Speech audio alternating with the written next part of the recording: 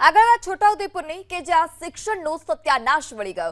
છોડવાણી ગામે માધ્યમિક શાળાનું મકાન ન હોવાથી ગ્રામ પંચાયતના મકાનમાં બેસી વિદ્યાર્થીઓ અભ્યાસ કરવા મજબૂર છે।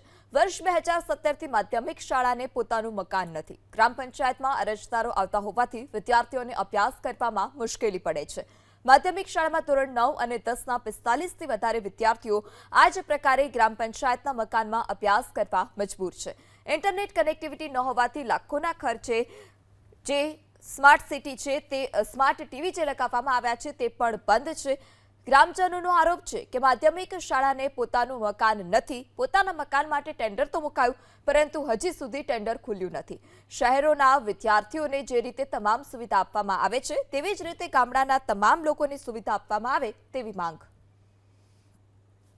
બાળકોને હવે ગ્રામ પંચાયત પર ભણાવવાનું એટલે રોજના પંચાયતમાંથી લોકો પોતાના કામગીરી માટે કાયદેસર આવતા જ હોય છે, એટલે થોડી તકલીફ તો પડે જ છે। પણ તો બી એના શિક્ષકો જે છે પોતાની મહેનતથી છોકરાઓને ભણાવે છે અને 3 વર્ષથી 100% 10માનું રિઝલ્ટ આવે છે।